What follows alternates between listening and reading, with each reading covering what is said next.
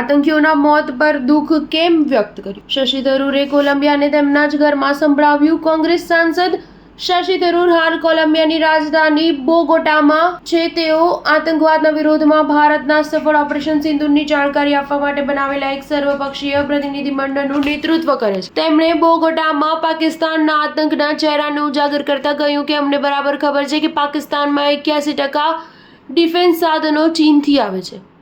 Defence એક ખૂબ જ ઉદાર શબ્દ છે, પરંતુ હકીકતમાં પાકિસ્તાનના સંરક્ષણ અને સૈન્ય ઉપકરણ નથી. તેમાંથી મોટા ભાગનો ઉપયોગ તે સંરક્ષણ માટે નહીં પરંતુ હુમલા માટે કરે છે. પાકિસ્તાનમાં ચીનનો સૌથી મોટો પ્રોજેક્ટ બેલ્ટ એન્ડ ઇનિશિયેટિવ છે, જે ચીનને દક્ષિણ પશ્ચિમ પાકિસ્તાનના બંદર સાથે જોડે છે. અહીંથી સામાનને ખૂબ જ ઝડપથી અને સસ્તી રીતે ચીન સુધી પહોંચાડવામાં આવે છે, જેની અમને જાણકારી છે. અમારી લડાઈ હંમેશાથી ફક્ત આતંક વધારનારા સામે છે. થરૂરે કહ્યું કે અમે કોલંબિયા સરકારની પ્રતિક્રિયાથી થોડા નિરાશ છીએ. મને લાગે છે કે કદાચ સ્થિતિને સંપૂર્ણ રીતે સમજવામાં નથી આવી.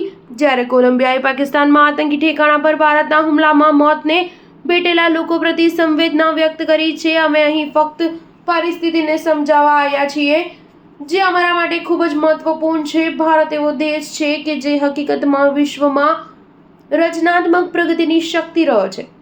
અમે આશા રાખીએ છીએ કે દુનિયાભરની સરકાર આતંકવાદીઓને સુરક્ષિત ઠેકાણા પૂરા પાડનારી અને તેમને સંરક્ષણ આપનારી સરકારને આ બંધ કરવા જણાવશે.